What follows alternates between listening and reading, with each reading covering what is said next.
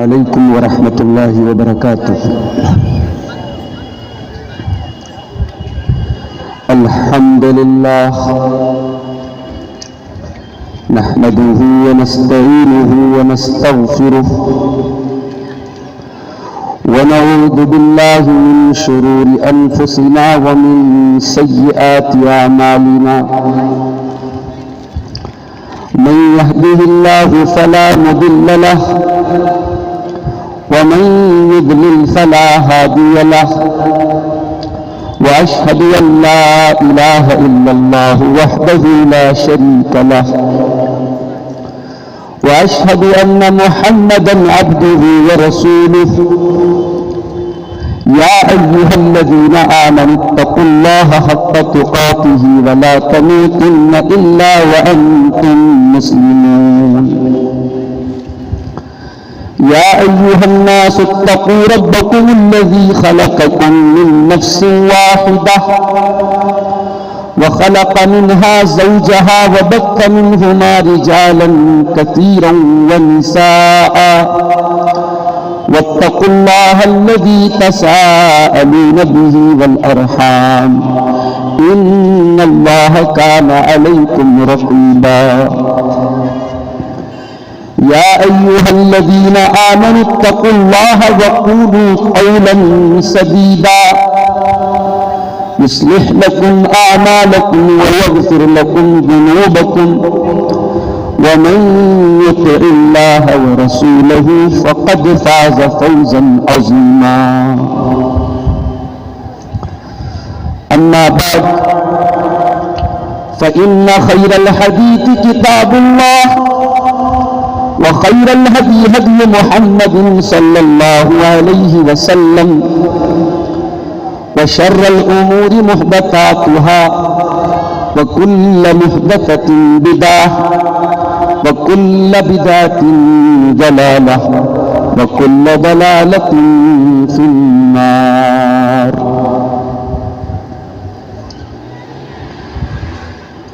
أعوذ بالله من الشيطان الرجيم، بسم الله الرحمن الرحيم، لقد كان لكم في رسول الله أسوة حسنة لمن كان يرجو الله واليوم الآخر وذكر الله كثيرا۔ آج کی اس عظیم الشان کانفرنس کے صدر محترم شیخ عتیق الرحمن طیبی حفظہ اللہ، اجلاس کے محترم ناظر ڈاکٹر شاہد مبین ندوی حفظہ اللہ، اسٹیج پر جلوہ افروز محترم علماء کرام،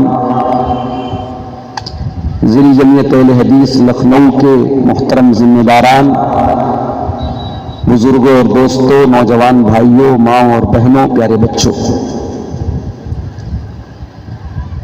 مجھے اس بات کا بخوبی احساس ہے کہ ایک کانفرنس جو صبح سے چل رہی ہو اور اس وقت رات کے تقریباً 8:30 پونے 9 بج رہے ہیں، ایک لمبے وقفے تک آپ نے علماء کے بیانات کو سنا ہے، اور شاید اب آپ کی طبیعتوں میں کچھ تھکاوٹ اور اضمحلال کے آثار بھی نمایاں ہو چکے ہوں گے، مگر یہ میری مجبوری تھی کہ میں اتنی تاخیر سے آپ کے سامنے حاضر ہوا۔ بنارس میں ایک مدرسے میں استاذ ہوں، اور وہاں پڑھانے کے بعد بائی کار آپ کے درمیان پہنچاؤں، جسٹ ابھی پہنچاؤں تھوڑی دیر پہلے، اور آپ کے سامنے حاضر ہوا ہوں۔ عنوان بڑا پیارا ہے، اور ہم یہ کہہ سکتے ہیں کہ آج کی کانفرنس کا مرکزی عنوان ہے۔ آپ کی کانفرنس کا عنوان ہے اصلاح معاشرہ۔ ہم اس میں ایک پوائنٹ جوڑ لیتے ہیں کہ اصلاح معاشرہ سیرت النبی علی صاحبہ افضل الصلاۃ والسلام کی روشنی، نبی کی سیرت میں وہ کون سے پوائنٹس ہیں، وہ کون سے نکات ہیں جو نبی کی سیرت میں ہمیں ملتے ہیں ایک معاشرے کی اصلاح کے لیے، ایک سوسائٹی کے ریفارمیشن کے لیے، ایک سماج کے سدھار کے لیے۔ میرے بھائیوں، اگر آج ہم اور آپ اتر پردیش کی راجدھانی شہر لکھنؤ کے اس میرج ہال میں بیٹھ کر کے اگر ہم ایک کانفرنس کر رہے ہیں جس کا عنوان اصلاح معاشرہ ہے، تو یہ عنوان اپنے آپ میں یہ بتا رہا ہے کہ معاشرے میں بہت ساری خرابیاں ہیں، بہت سارا بگاڑ ہے، بہت ساری ایسی چیزیں ہیں جن کو سدھار کی اور اصلاح کی ضرورت ہے۔ ابھی تو ہم اس پر بات کر رہے ہیں۔ سوال یہ ہے کہ 1400 سال پہلے نبی اکرم خاتم النبیین احمد مجتبی محمد مصطفیٰ صلی اللہ علیہ وآلہ وسلم جب دنیا میں تشریف لائے، وہ سوسائٹی کیسی تھی، وہ سماج کیسا تھا؟ جب ہم سیرت کی کتابیں اٹھاتے ہیں تو ہم یہ پاتے ہیں کہ وہ سماج، وہ معاشرہ اخلاقی اعتبار سے، عملی اعتبار سے بہت ساری برائیوں میں مبتلا تھا۔ شرک وہاں ہو رہا تھا، بدترین شرک، اللہ کے گھر کا طواف بھی ہو رہا تھا، اور اسی گھر میں 360 بت بھی رکھے ہوئے تھے۔ زنا عام تھا، لوگوں کا مال ناجائز طریقے سے حاصل کرنے کے مختلف راستے تھے، رشتوں کا کوئی پاس نہ تھا، باپ کے مرنے کے بعد سوتیلی ماں کا بھی حصہ لگتا تھا، وہ بھی اپنے بیٹوں کے پاس وراثت کے طور پہ جاتی تھی، نکاح کا کوئی نظام نہ تھا، مردار کھاتے تھے، حلال و حرام کا کوئی کانسیپٹ نہیں تھا، ذرا ذرا سی باتوں پہ لڑنے لگتے تھے، برسہ برس تک جنگیں کرتے تھے۔ اس معاشرے میں محمد رسول اللہ صلی اللہ علیہ وسلم تشریف لائے، اور آپ نے اس معاشرے کی جو کایا پلٹی ہے، شاعر کو کہنا پڑتا ہے، کیا نظر تھی جس نے مردوں کو مسیحا کر دیا۔ جو کل تک مردے تھے آج مسیحا بن گئے، جو کل تک لوگوں کا مال غصب کرتے تھے آج دنیا کے مال کے محافظ بن گئے، جن کی نظر میں عورت کی عزت اور عصمت کا کوئی حیثیت نہ تھی، آج حقوق کے نسواں کے علم بردار بن گئے، جو شرک کے علم بردار تھے آج توحید ان کا نعرہ اور توحید ان کا شعار اور رب واحد کی یکتائی ان کی پہچان بن گئی۔ تو یہ ہر اس انسان کے لیے قابل غور ہے جو معاشرے کی اصلاح کرنا چاہتا ہے کہ وہ نبی کی سیرت کو پڑھے اور دیکھے کہ پیارے نبی صلی اللہ علیہ وسلم نے یہ کون سا طریقہ اپنایا، کس نہج پر کام کیا، کون سا اسلوب اپنایا، کون سی اسٹریٹجی اپنائی کہ آپ نے 23 سال کی مدت میں اس معاشرے کی کایا پلٹ دی۔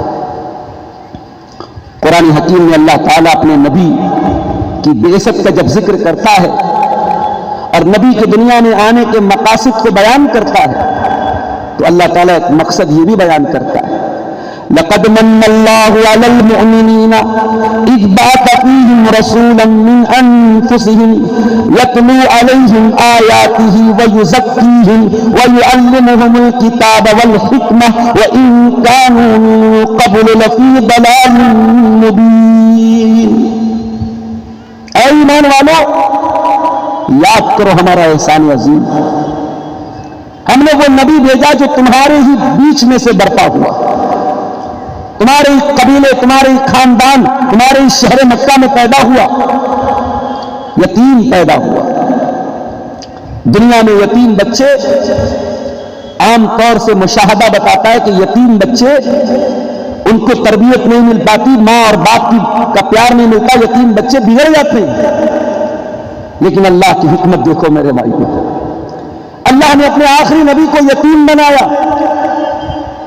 باپ کا سایہ نہیں پایا اپنے، 6 سال کی عمر میں ماں کو کھو دیا، 8 سال کی عمر میں دادا بھی چل بسے، 3 صدمے محمد عربی صلی اللہ علیہ وسلم نے بچپن میں سہے۔ علماء سیرت لکھتے ہیں کہ اللہ تبارک و تعالیٰ کی حکمت یہ تھی، اللہ نے اپنے نبی کو یتیمی کی تکلیف سے دوچار کر کے آئندہ آنے والی دعوتی زندگی میں اور اپنی ریئل لائف میں، اپنی پروفیشنل لائف میں جو مصیبتیں، جو تکلیفیں محمد رسول اللہ کو اٹھانی تھی، اللہ تعالیٰ نے ان کے لیے تمہید بنایا تھا پیارے نبی کو بچپن میں ان تکلیفوں سے دوچار کر کے۔ اللہ کہہ رہا ہے ایمان والوں، وہ نبی کوئی باہر سے نہیں آئے، وہ آسمان سے نازل نہیں ہوئے، تمہارے بیچ میں پیدا ہوئے۔ یتلو علیہم آیاتی، وہ رب کا قرآن پڑھ پڑھ کے تمہیں سناتے ہیں، وَيُزَكِّيهِمْ، اور یہ بہت قابل غور نکتہ ہے۔ اس نبی کے آنے کا مقصد کیا ہے؟ تمہارا تزکیہ کرنا، تمہیں ان کریتیوں سے، ان بری عادتوں سے، ان رسم و رواج سے، ان گندگیوں سے پاک کرنا جس میں تم اب تک مبتلا تھے۔ وَيُعَلِّمُهُمُ الْكِتَابَ وَالْحِكْمَةَ، اور یہ نبی تمہیں کتاب و حکمت کی تعلیم دینے کے لیے دنیا میں آئے۔ میرے عزیزوں، میرے محترم بزرگوں، میرے بھائیوں، یہ نبی کی سیرت کا بڑا روشن باب ہے کہ آپ نے سماج کا تزکیہ کیا ہے، معاشرے کی اصلاح کی ہے۔ آئیے ذرا ہم نبی کی سیرت کو کھولتے ہیں اور دیکھتے ہیں کہ اللہ کے نبی کی سیرت میں ہمیں اصلاح معاشرہ کے کون سے پہلو ملتے ہیں۔ ایک بہت بڑا پہلو ہمیں یہ ملتا ہے نبی کی سیرت میں، اللہ کے نبی اللہ کے دین کی طرف بلا رہے ہیں، توحید کی طرف بلا رہے ہیں، اور ایک ایسے سماج میں بلا رہے ہیں جہاں کے لیے توحید کی آواز بالکل اجنبی ہے۔ اجعل الآلہۃ الہا واحدا ان ھذا لشیء عجاب، یہ محمد کیا کہہ رہے ہیں؟ ایک معبود کی عبادت کریں، سارے معبودوں کو چھوڑ دیں؟ یہ بات ان کے لیے بڑی عجیب تھی، بڑی اجنبی بات تھی۔ پیارے نبی نے اس سوسائٹی میں رہ کر توحید کی دعوت دی، توحید پر قائم رہے اور کبھی توحید کے معاملے میں کمپرومائز نہیں کیا۔ اس میں ہندوستانی مسلمانوں کے لیے بہت بڑا پیغام ہے۔ آپ ایک ملٹی ریلیجن کنٹری میں رہتے ہیں، ایک ملٹی کلچر کنٹری میں رہتے ہیں، الگ الگ ثقافتوں، الگ الگ مذاہب کے بیچ میں آپ رہتے ہیں۔ آپ ایک دائی کی حیثیت سے کام کریں، آپ کی زندگی میں ایک دائی کا کردار ہو اور وہ کردار ویسا ہو جیسا جناب محمد رسول اللہ صلی اللہ علیہ وسلم۔ آپ نے توحید کی دعوت دی اور آپ کو پتا تھا توحید کی دعوت کوئی پھولوں کی سیج نہیں، کانٹوں کا راستہ ہے۔ لوگوں نے کون سی مصیبت آپ کے راستے میں کھڑی نہیں کی۔ آپ کے چچا ابو طالب بڑا ڈیفنس کرتے تھے، آپ کا بچاؤ کرتے تھے۔ ایک دور وہ بھی آیا، لوگوں نے ابو طالب سے آ کے کہا ابو طالب بہت ہو گیا، پانی سر سے اونچا ہو گیا، ہٹ جاؤ اپنے بھتیجے کے راستے سے، ہم اسے دیکھ لیں گے۔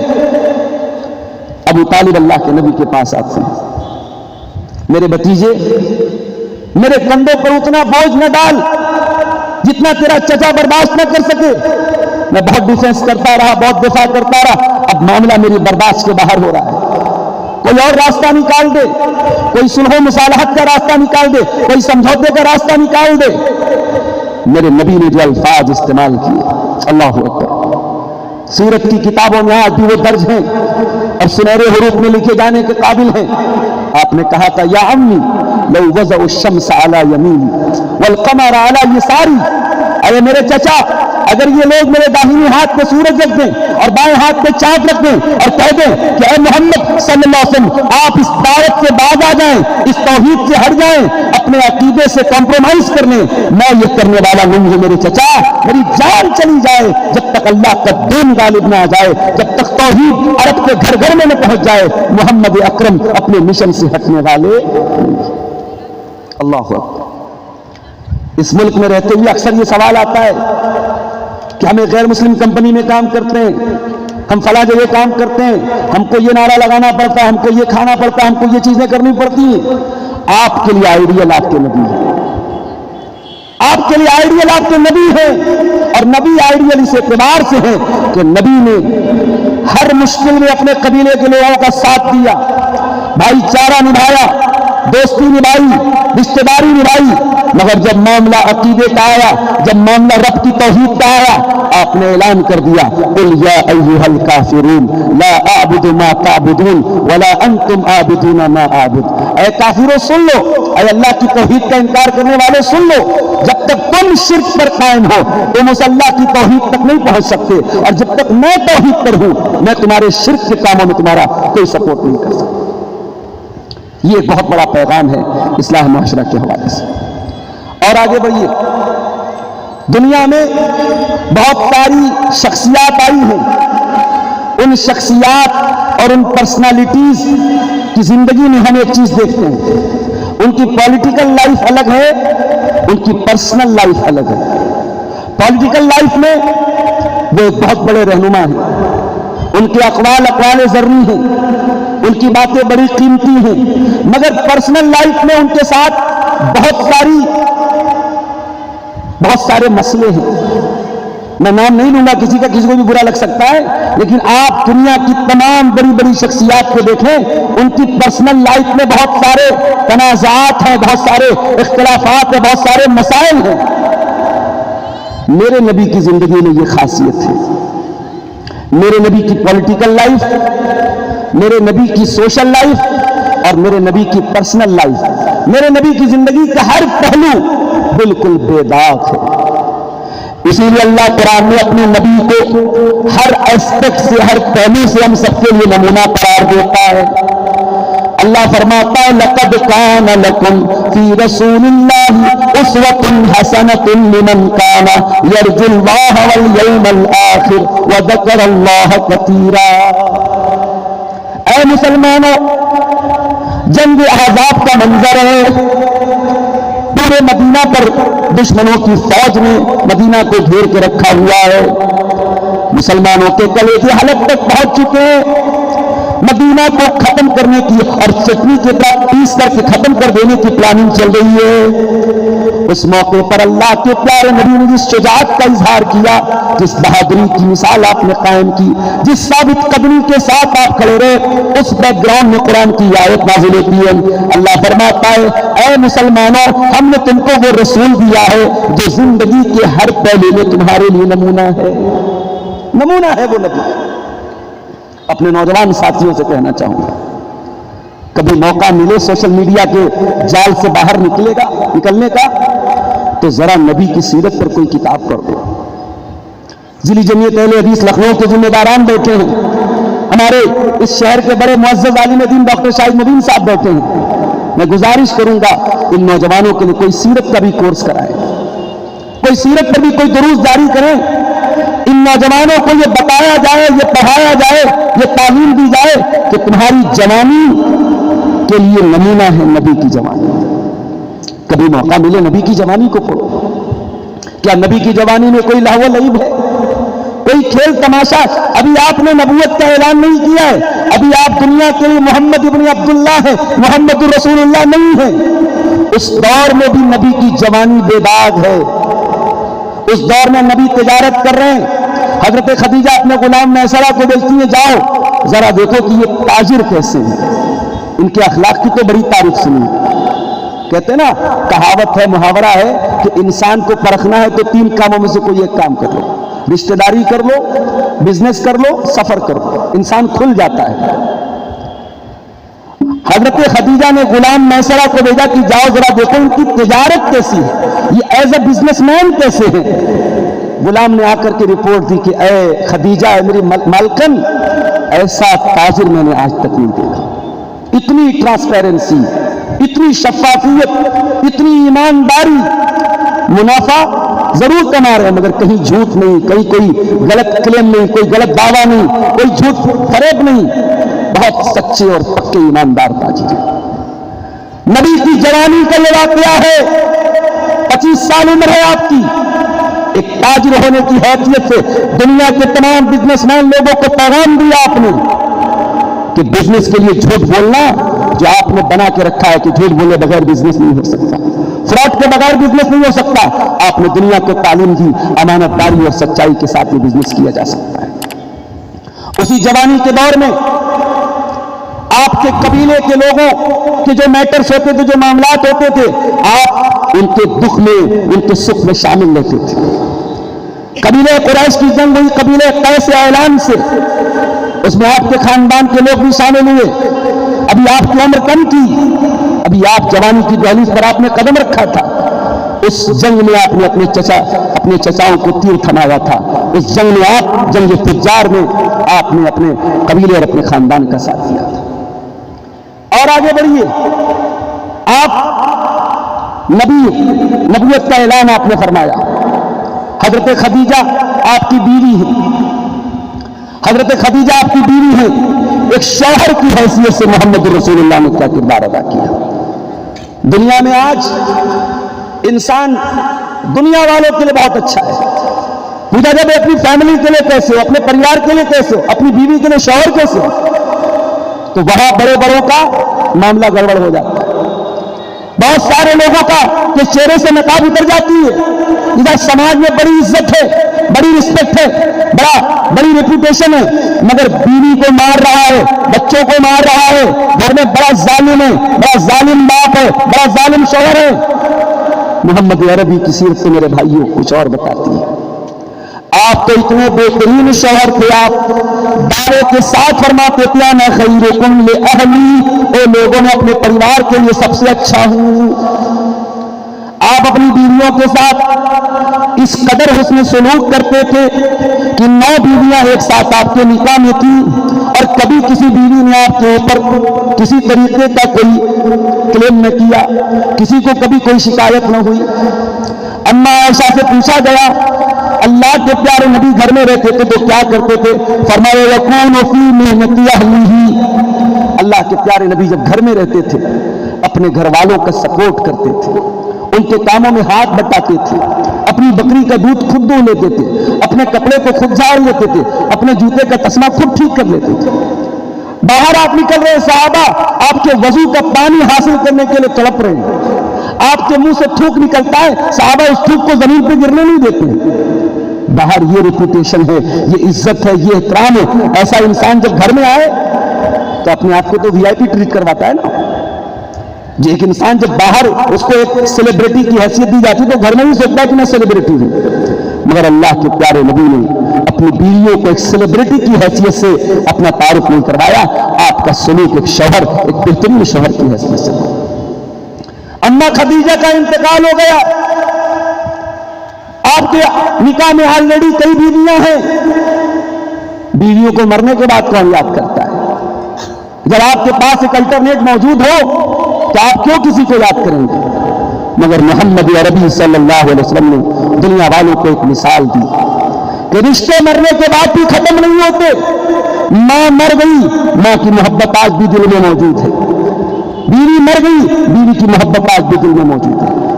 میرے نبی کے گھر میں گوشت بنتا تھا تو گوشت کو اپنی مرحوم بیوی، اپنی مرحومہ بیوی حضرت خدیجہ کی سہیلیوں کے یہاں بھجوا دیتے تھے، یاد کیا کرتے تھے خدیجہ کو۔ ایک مرتبہ اما عائشہ نے کہا کہ آپ بہت زیادہ خدیجہ کا نام لیتے ہیں، کیا بات ہے؟ تو آپ نے فرمایا کہ خدیجہ نے بڑے مشکل وقت میں میرا ساتھ دیا تھا، خدیجہ نے مجھے بچے دیے ہیں، میرے بچوں کی ماں ہے، میں خدیجہ کو کبھی نہیں بھول سکتا۔ آپ دنیا کے سب سے سیریس انسان ہیں، آپ کا مشن دنیا کا سب سے سیریس مشن ہے۔ ہمیشہ آپ کو اس بات کی چنتا ہے لوگ ایمان کیسے لائیں گے، لوگوں کے اندر اصلاح کیسے ہوگی۔ اتنے سیریس ہونے کے باوجود سیرت کی کتابیں اٹھا کے دیکھیے، نبی اپنی بیویوں کے ساتھ ہنسی مذاق بھی کرتے تھے، انٹرٹینمنٹ بھی کرتے تھے، گھر کے اندر ہنسی مذاق کے ہلکے پھلکے لمحات بھی آتے تھے۔ اما عائشہ فرماتی ہیں ایک مرتبہ ہم لوگ سفر میں جا رہے تھے، آپ نے صحابہ کرام سے کہا تھوڑا آگے نکل جاؤ، صحابہ آگے بڑھ گئے، اب تھوڑی پرائیویسی حاصل ہو گئی، سناٹا ہو گیا۔ آپ نے کہا خدیجہ چلو، عائشہ چلو ہم دونوں دوڑ کا مقابلہ کرتے ہیں۔ حضرت عائشہ کہتی ہے میری نئی نئی شادی ہوئی تھی، بدن ہلکا تھا، دبلی پتلی تھی. دوڑ کا مقابلہ ہوا، میں نبی سے آگے نکل گئی، نبی پیچھے رہ گئے. مجھے بہت ہنسی آئی، مجھے مزہ آیا، مجھے ہنسی آئی.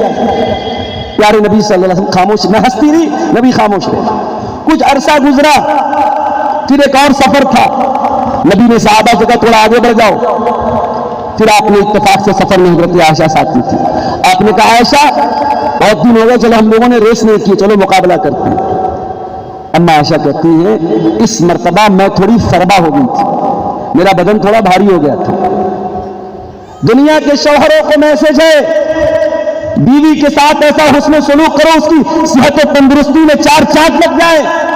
اتنا ستا کر کے، اتنی تکلیفیں دے کر، اتنا ٹارچر کر کے بیویوں کو نہ رکھو کہ ان کا جسم آزا ہو جائے. چند مہینوں کے بعد کہہ لیجیے، چند سالوں کے بعد کہہ لیجیے، جب یہ دوسرا سفر آیا تو اما عائشہ کہتی فلما بدنت، میں فرما ہو گئی، میرا بدن ہیوی ہو گیا. اور اس بار جب دوڑ کا مقابلہ ہوا تو میں پیچھے رہ گئی اور اللہ کے پیارے نبی آگے نکل گئے. اور آپ نے مسکرا کر فرمایا حاضری بکل کا، عائشہ یاد ہے یہ اس دن کا بدلہ ہے. یہ نبی کی سیرت ہے، یہ نبی کی میریٹل لائف ہے. دنیا کے لوگوں کو ایک میسج دیا آپ نے کہ ایک بہترین شوہر بنو. آپ یتیم تھے، ماں باپ کا سایہ آپ کو ماں کا سایہ 6 سال کی عمر میں کھو دیا، باپ کا سایہ پایا ہی نہیں. لیکن ایک اولاد کا فرض آپ نے نبھایا.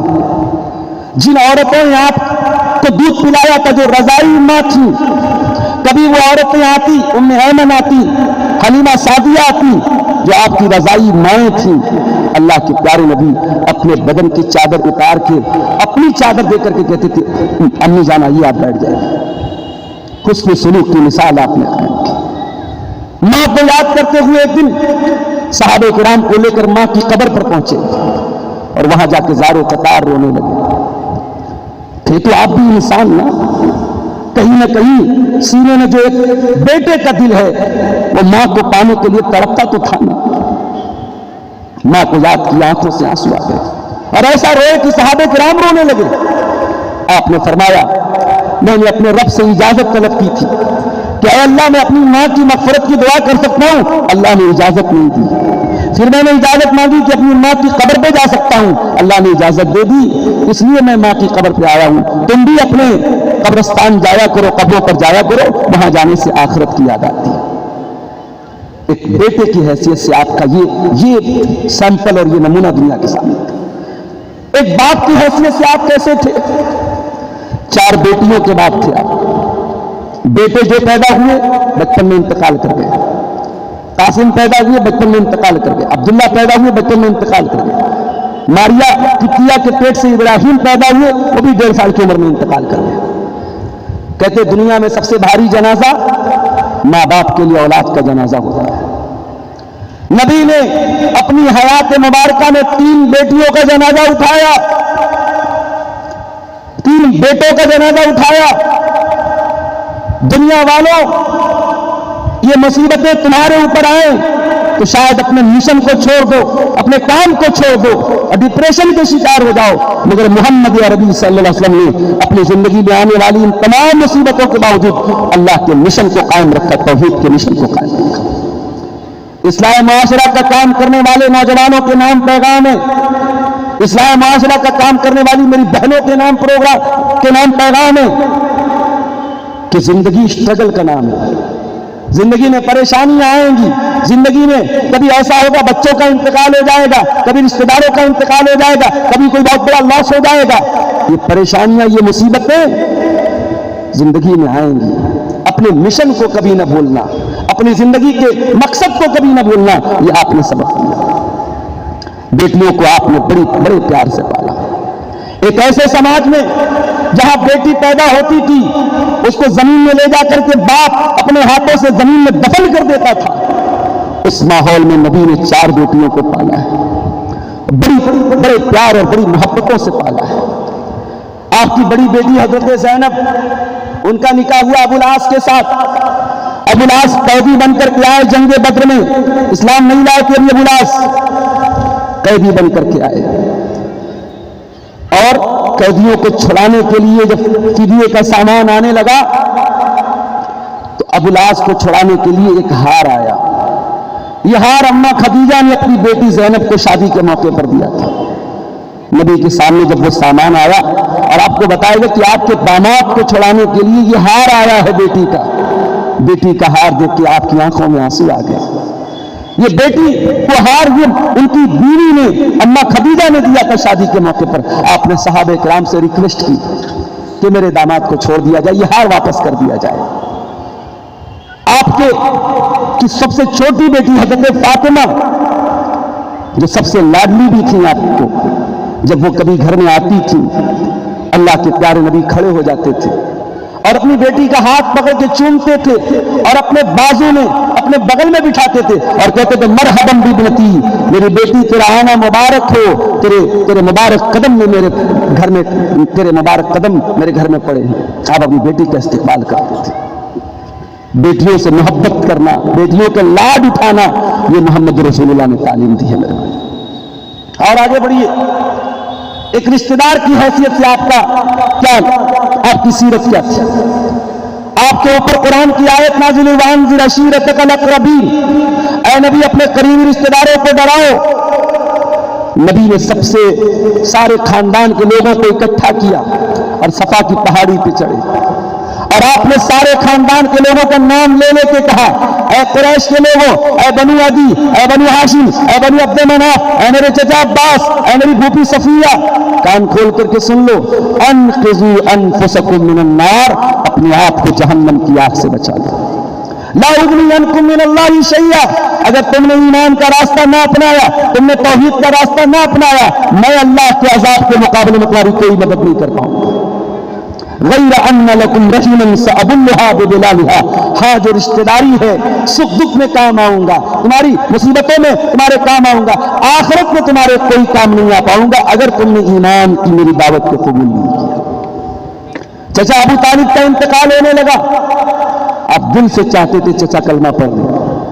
بخاری کی روایت ہے, چچا کے پاس بار بار آ کے آپ نے کہا چچا کلمہ پڑھ لیجئے, لا الہ الا اللہ پڑھ لیجئے, توحید کا اقرار کر لیجئے, اس کلمے کی بدولت اللہ تعالیٰ کیا میں آپ کے لیے بحث کروں گا, آپ کے لیے حجت کروں گا, آپ کلمہ پڑھ کے دنیا سے جائیے. مگر ماں باپ دادا کے دین پر چلنے کا جو خمار ہوتا ہے بڑی مشکل سے اترتا ہے. آج بھی سماج میں آپ دیکھ لیں, جب آپ توحید کی دعوت دیں گے, صحیح منہج کی دعوت دیں گے, تو بہت سارے لوگوں کا یہی جواب ہوگا, ہمارے اکابر غلط تھے کیا, ہمارے بڑے غلط تھے کیا, ہمارے باپ دادا غلط تھے کیا. یہ جواب آج بھی سننے کو ملتا ہے. ابو طالب کلمہ نہیں پڑھ پائے, وہاں دو آدمی ابو جہل اور عبداللہ بن ابی امیہ, ان دونوں نے ان کو بہلایا پھسلایا, کہا کہ خبردار اپنے باپ دادا کا مذہب مت چھوڑو. نبی آخری دم تک چاہتے رہے کہ ابو طالب کلمہ پڑھ لیں, ابو طالب کلمہ نہیں پڑھ پائے. ایک رشتہ دار ہونے کا فرض آپ نے نبھایا, اپنے رشتہ داروں کی ہدایت کی طلب آپ کے اندر تھی.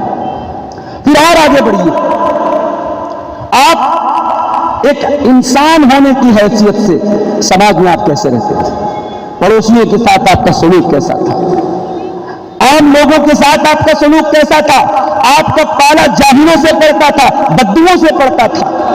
ایک دیہاتی مسجد میں آیا, پیشاب کرنے لگا, جہاں نماز پڑھی جاتی ہے اس جگہ پیشاب کرنے لگا. صحابہ کرام اس کو مارنے کے لیے دوڑے, آپ نے کہا رک جاؤ, لا تظلموا, وہ پیشاب کر لینے دو. جب وہ پیشاب کر چکا آپ نے اسے اپنے پاس بلایا, بڑے پیار سے آپ نے سمجھایا, ان هذه المساجد لا تصلح لهذا, اے اللہ کے بندے یہ مسجد ہے, اللہ کا گھر ہے, پیشاب کرنے کی جگہ نہیں ہے, گندگی کرنے کی جگہ نہیں ہے. پھر آپ نے اپنے صحابہ سے کہا کہ اے میرے صحابہ, اتنا جلدی طیش میں نہ آیا کرو, اتنا جلدی غصے میں نہ آیا کرو. انما بعثتم میسرین ولم تبعثوا معسرین, تم دنیا میں آسانی پیدا کرنے کے لیے بھیجے گئے ہو, تم دنیا میں مشکل پیدا کرنے کے لیے نہیں بھیجے گئے ہو. یہ میرے نبی کی تعلیم ہے.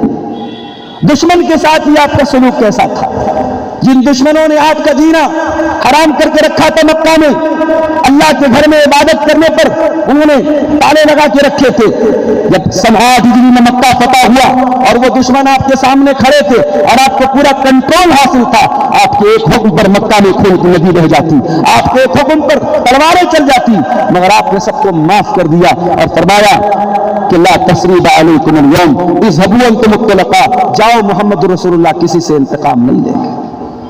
میرے عزیزوں، اصلاح معاشرہ میں نبی کا یہ اخلاق ہمارے لیے آئیڈیل اور نمونہ ہے۔ اور یاد رکھیے، نبی کی دعوت سختی سے نہیں پھیلی ہے، ہاں عقیدے میں کوئی کمپرومائز نہیں کرنا ہے، مگر لہجہ زبان ہمیشہ نرم رکھنا ہے۔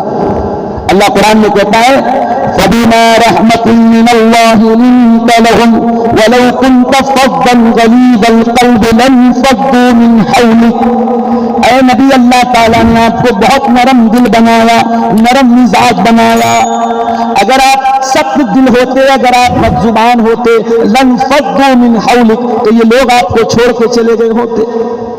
یہ آپ کا اخلاق تھا میرے بھائی۔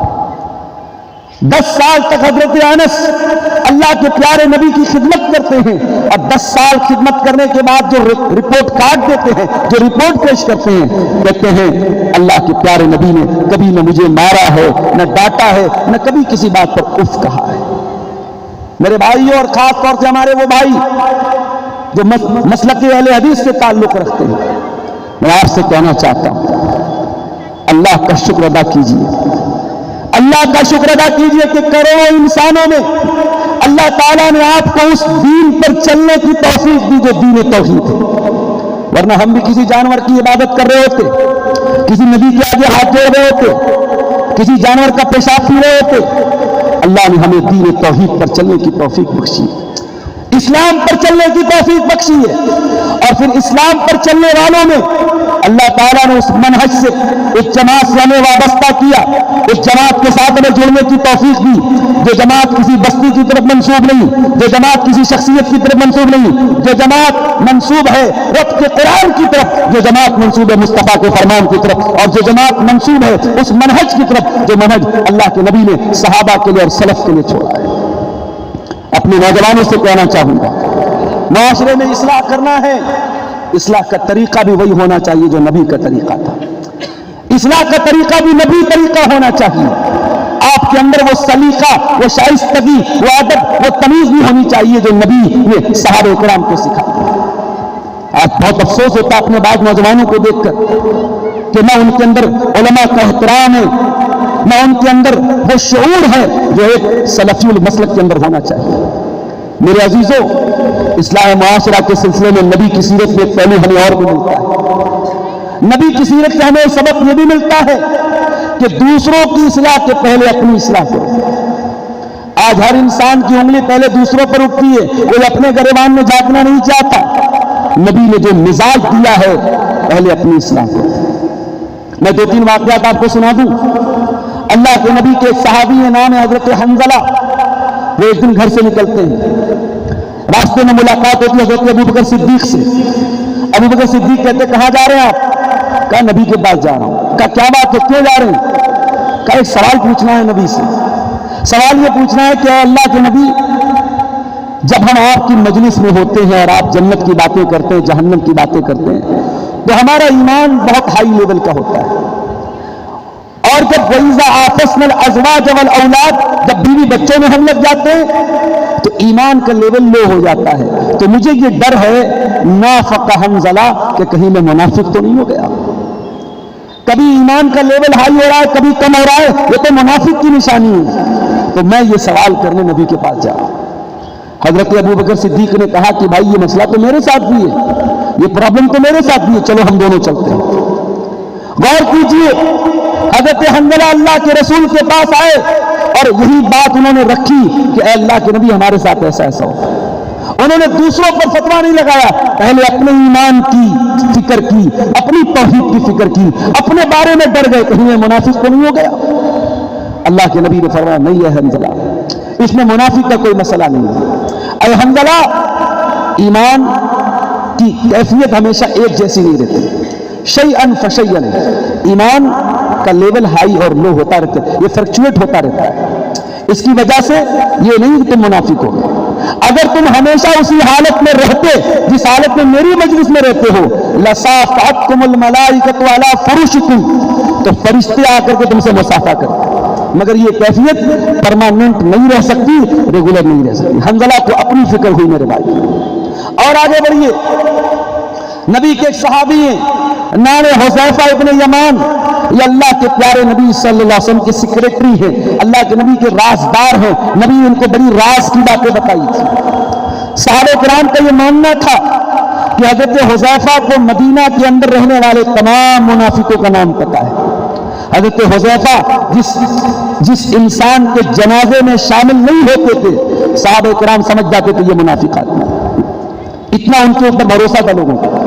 حضرت حذیفہ رضی اللہ تعالیٰ عنہ, حضرت عمر فاروق ان کے پاس آتے ہیں اور کہتے اے حذیفہ سچ بتانا, نبی نے تمہیں منافقوں کا جو نام بتایا ہے کہ اسے عمر بن خطاب کا نام تو نہیں ہے. اللہ اکبر. یہ کون بول رہا ہے؟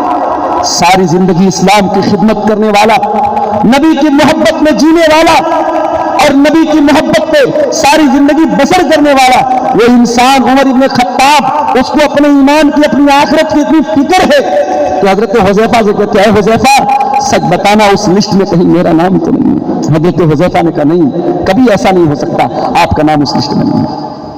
یہ صحابہ کرام تھے میرے بھائی. یہ نبی کی تربیت کا اثر تھا کہ صحابہ کرام کو اپنے دین و ایمان کی پہلے فکر ہوتی تھی, اپنی اصلاح کی پہلے فکر ہوتی تھی. معاشرے کی اصلاح کرنا ہے تو یہ پوائنٹ ہمیں یاد رکھنا چاہیے. یا ایھا الذین آمنوا علیکم انفسکم, امر بالمعروف بھی ضروری ہے, نہی عن المنکر بھی ضروری ہے, معاشرے کی اصلاح بھی ضروری ہے, مگر سب سے پہلا کام کیا کرنا ہے؟ اپنے نفس کی اصلاح کرنا ہے, اپنے آپ کی اصلاح کرنا ہے. میرے عزیزوں, نبی کی سیرت میں اگر معاشرے کی اصلاح کرنا چاہیں تو ایک چیز ہمیں اور نظر آتی ہے, اور وہ چیز یہ ہے کہ آپ کا اپنے مخالفین کے ساتھ رویہ کیسا ہے. ابھی ممبئی کا ایک ویڈیو بہت وائرل ہوا, ٹاٹا کینسر ہاسپٹل کے باہر ایک غیر مسلم کھانا کھلا رہا ہے اور اس لائن میں ایک مسلمان نقاب پوش عورت آتی ہے اور وہ کھانا کھلانے سے انکار کر دیتا ہے اور وہ کہتا ہے نہیں صاحب, ہمارے مذہب کا فلاں نعرہ جو لگائے گا ہم اس کو یہ کھانا کھلائیں. یہ ویڈیو بہت وائرل ہوا, لوگوں نے مذمت بھی کی, جو اچھے دماغ کے لوگ تھے, مسلمان غیر مسلم سب نے مذمت کی. پھر ایک اور ویڈیو بھی آیا, ایک اشرف نام کے مسلمان آدمی نے, وہ بھی ممبئی کے کسی ہاسپٹل کے باہر کھانا کھلا رہا ہے اور اس کی لائن میں بھی مسلمان غیر مسلم سب لگے ہوئے, اور وہ کہہ رہا ہے کہ بھائی کھانا کھاؤ, تمہیں اللہ اکبر کہنے کی کوئی ضرورت نہیں. یہ بہت اچھا پیغام, اور میں اگر سچ کہوں تو یہ اللہ کے رسول کی سیرت کا یہ پیغام اس نوجوان نے دیا ہے. نبی کی سیرت کا پیغام یہی ہے میرے بھائی. وہ کھانا بانٹ رہا ہے, اس کے سر پہ ٹوپی بھی ہے, اس کے چہرے پر داڑھی بھی ہے, وہ مسلمان پہچان کے ساتھ یہ کام کر رہا ہے, اس کو اپنی اسلامی پہچان پر کوئی شرم نہیں ہے. میرے نوجوان بھائیوں, آج اپنی شناخت سے تم منہ موڑ رہے ہو. تمہیں اپنی داڑھی پر شرم آ رہی ہے, اپنی ٹوپی پر شرم آ رہی ہے. میری بہنوں, تمہیں اپنی نقاب پر شرم آ رہی ہے. اگر واقعی میں تمہیں اپنے نقاب, اپنی داڑھی اور اپنی پہچان پر شرم آ رہی ہے تو پھر یہ چلو بھر پانی میں ڈوب مرنے کا مقام ہے. تمہارے دشمن تو یہی چاہتے ہیں تم اپنی شناخت کو چھوڑ دو, تم ان کے رنگ میں رنگ جاؤ, مگر یاد رکھو ومن احسن من اللہ صبغہ, سب سے بہترین رنگ اللہ کا ہے. اللہ کے رنگ میں رنگ جاؤ. اللہ نے جو تمہاری پہچان بنائی ہے, ایک مسلمان عورت کا نقاب اس کے اسلام کی پہچان ہے, ایک مسلمان نوجوان کی داڑھی اس کے اسلام کی پہچان ہے. اس پہچان کو کسی کو خوش کرنے کے لیے, کسی کا دل جیتنے کے لیے اس پہچان کو مٹانے کی کبھی کوشش مت کرو. نبی کی سیرت میں ہمیں یہ پیغام بھی ملتا ہے کہ ہمارے جو مخالفین بھی ہیں, ہمیں ہمارے نبی نے جو اخلاق بتایا ہے وہ دشمن کے ساتھ بھی وہ اخلاق میں نبھانا ہے. ظالم سے لیا ظلم کا بدلہ نہ کسی وقت, مارا بھی تو اخلاق کی تلوار سے مارا. اپنے مخالف کے ساتھ بھی آپ کو ناانصافی نہیں کرنا ہے. دنیا والوں کا بنایا گیا ایک نقلی اصول, ایک جھوٹا اصول ہے کہ صاحب everything is fair in love and war, پیار میں اور جنگ میں سب جائز ہے. معاف کرنا، یہ دنیا کے بہت بڑے گھٹیا انسان نے یہ اصول بنایا ہوگا، یہ اسلام کا اصول نہیں ہے۔ اسلام میں نہ پیار میں سب جائز ہے، نہ جنگ میں سب جائز ہے۔ اگر پیار میں سب جائز ہوتا تو اپنی محبوبہ کے 32 ٹکڑے کرنے والے بھی صحیح ہو جائیں گے۔ اگر پیار میں سب کچھ جائز ہوتا، بغیر نکاح کے لیے بھی ریلیشن شپ میں رہنے والے بھی صحیح ہو جائیں گے۔ اگر پیار میں سب جائز ہوتا، اپنی محبوباؤں کے چہروں پر ایسڈ ڈالنے والے بھی صحیح ہو جائیں گے۔ نہ پیار میں سب جائز ہے، نہ جنگ میں سب جائز ہے۔ میرے نبی جب جنگ میں کسی کو بھیجتے تھے کہتے تھے لا تقتلوا ولیدا، کسی بچے کو قتل نہ کرنا، ولا تقتلوا شیخا فانیا، کسی ایسے بوڑھے انسان کو جو جنگ کے میدان میں نہیں لڑ رہا ہے اس کو قتل نہ کرنا، ولا تحرقوا الشجرہ، کسی پیڑ کو آگ نہ لگانا، کسی کی عبادت گاہ کو مت گرانا۔ یہ جنگ کے اصول بنائے تھے اللہ کے پیارے نبی نے۔ اور قرآن کریم میں اللہ نے بیان کیا وَلَا يَجْرِمَنَّكُمْ شَنَآنُ قَوْمٍ عَلَىٰ أَلَّا تَعْدِلُوا اعْدِلُوا هُوَ أَقْرَبُ لِلتَّقْوَىٰ۔ اے ایمان والو، کسی کے ساتھ تمہاری دشمنی ہے، دشمنی کا مطلب بھی یہ نہیں ہے کہ تم ناانصافی سے کام لو، دشمن کے ساتھ بھی تمہیں انصاف کرنا ہے، دشمن کے ساتھ بھی جسٹس کرنا ہے۔ یہی وجہ ہے کہ یہودی بھی نبی کے دور میں آ کر نبی کی عدالت میں اپنا فیصلہ کراتے تھے، ان کو معلوم تھا اس عدالت سے کبھی انجسٹس نہیں ہوگا، کبھی نا انصافی نہیں ہوگی۔ اور میرے نبی کے انصاف کا عالم تو یہ تھا کہ قبیلہ بنو مخزوم جو عرب کا بہت مشہور قبیلہ تھا، خاندان تھا، اس خاندان کی ایک عورت نے چوری کی، اور اسلام میں چوری کی سزا ہاتھ کا کاٹنا ہے۔ خاندان کے لوگوں کو بڑا احساس ہوا کہ ہمارے خاندان کی عورت کا ہاتھ کٹے گا، بڑی بدنامی ہوگی۔ لوگوں نے اسامہ بن زید کو سفارشی بنایا۔ اسامہ بن زید اللہ کے نبی کے پاس آئے اور کہا اے اللہ کے نبی، کوئی دوسری سزا دے دی جائے، ہاتھ نہ کاٹا جائے۔ اسامہ بن زید کون ہے؟ نبی کے بڑے چہتے ہیں۔ اور آپ کو ایک بات بتاؤں، نبی اسامہ بن زید سے بھی بہت محبت کرتے تھے، ان کے والد زید بن حارثہ سے بھی بہت محبت کرتے تھے۔ اور جب جنگ موتا کے لیے آپ نے لشکر بھیجا تو لشکر کا کمانڈر آپ نے زید بن حارثہ کو بنایا اور کہا اگر ان کا انتقال ہو جائے تو عبداللہ بن رواحہ کو بنا لینا، اگر ان کا انتقال ہو جائے تو جعفر طیار کو بنا لینا۔ گویا نبی نے ایک میسج یہ بھی دیا کہ زندگی میں جب مصیبتیں آئیں تو قوم کا لیڈر وہ نہیں ہے کہ جب قوم کو میوہ مل رہا ہو تو آگے آ جائے اور قوم پر مصیبتیں آئیں تو پیچھے چلا جائے۔ قوم کا لیڈر وہ ہے جو مصیبتوں کے ٹائم اپنے آپ کو آگے کرتا ہے۔ جنگ موتا میں اللہ کے نبی کے بڑے چہیتے صحابی حضرت زید بن حارثہ شہید ہو گئے تھے۔ میرے عزیزوں، انہی کے بیٹے اسامہ بن زید بہت محبوب تھے اللہ کے رسول کے۔ اسامہ بن زید آ کر کے کہتے ہیں کہ اللہ کے نبی کوئی اور سزا دی جائے۔ نبی نے فرمایا کہ نہیں، بڑے غصے میں آپ نے فرمایا اتشفع فی حد من حدود اللہ، اے اسامہ کیا تم اللہ کے قانون کو بدلنے کی سفارش لے کر کے میرے پاس آئے ہو؟ اے اسامہ کان کھول کر کے سن لو، لو ان فاطمہ بنت محمد سرقت لقطعت یدها، یہ تو قبیلہ بنو مخزوم کی عورت فاطمہ ہے۔ اے اسامہ ابن زید کان کھول کر کے سن لو، اگر میری بیٹی فاطمہ بھی چوری کرتی تو اس نے بھی ہاتھ کٹوا دیتا۔ یہ رسول کی عدالت ہے، یہ رسول کا انصاف ہے۔ اس لیے میرے بھائیوں، عدل و انصاف اور نبی نے جو اخلاق سکھایا ہے وہ اخلاق بھی اصلاح معاشرہ کے لیے بہت ضروری ہے۔ اور آخر میں ایک بات عرض کر کے بات ختم کروں گا۔ حضرت عمر ایک بات کہا کرتے تھے، حضرت عمر بہت ہی جینیس آدمی تھے، دور اندیش آدمی تھے۔ کبھی موقع ملے تو حضرت عمر کے چھوٹے چھوٹے جو کوٹیشن ہے نا ان کو پڑھا کرو، اس سے بڑی آپ کی زندگی کو بہت رہنمائی ملے گی۔ حضرت عمر کہتے تھے کنا اذل قوم، ہم دنیا کی سب سے ذلیل قوم تھے، فاعزنا اللہ بالاسلام، اور اللہ نے ہمیں اسلام کے ذریعے عزت دی، ومهما ابتغينا العزة في غيره، اور اسلام کو چھوڑ کر اگر کسی اور چیز میں عزت ہم تلاش کریں گے اذلنا اللہ، اللہ ہمیں ذلیل کر دے گا۔ اسلام میں ہماری عزت ہے اور معاشرے کی اصلاح بھی اسی میں ہے میرے بھائیوں، ہم اسلام پر آ جائیں۔ آج افسوس ہوتا ہے، ابھی ایک تہوار گزرا ہمارے غیر مسلم بھائیوں کا، فیس بک پر ہمارے ایک استاد نے لکھا کہ پٹاخوں کی آواز تو مسلمانوں کے علاقوں سے زیادہ آ رہی ہے۔ مسلمانوں کے اندر آج کفار مشرکین کا کلچر، ان کا رہن سہن بڑی تیزی سے سرایت کر رہا ہے، اور ہمارے پاس جو ڈاٹا آ رہا ہے، یہ صاحب مسلمان لڑکیاں بڑی تیزی سے مرتد ہو رہی ہیں، چلو 2 منٹ کے لیے مان لو کہ وہ ڈاٹا فیک ہے، اتنی بڑی تعداد میں لڑکیاں مرتد نہیں ہو رہی ہے مان لو، لیکن اتنا تو آپ کو ماننا پڑے گا کہ بہت بڑی تعداد میں ہمارے مسلم نوجوان لڑکے اور لڑکیاں ایسے ہیں جن کا علماء سے کوئی کانٹیکٹ نہیں ہے، جن کو دین سے کوئی دلچسپی نہیں ہے، جو مشکل سے جمعہ کی نماز پڑھ لیتے ہیں تو پڑھ لیتے ہیں، ان کی زندگی میں دین نام کی کوئی چیز نہیں ہے، وہ نہ کسی جلسے میں آتے ہیں، نہ کسی پروگرام میں آتے ہیں، نہ کسی عالم کی تقریر سنتے ہیں، ان کے یوٹیوب کی ہسٹری بھری ہے فلمی گانوں سے، ان کے براؤزر کی ہسٹری بھری ہے فضول چیزوں سے، ان کی زندگی میں دین کی نہ تلاش ہے، نہ تحقیق ہے، نہ دین پر عمل ہے، اور ان کا ایسے نوجوان لڑکے اور لڑکیوں کا پرسنٹیج زیادہ ہے سماج میں۔ ان نوجوان لڑکوں اور لڑکیوں کو ہم دین کی طرف کیسے لائیں، یہ وچار کرنے کا موقع ہے، یہ منتھن کرنے کا موقع ہے۔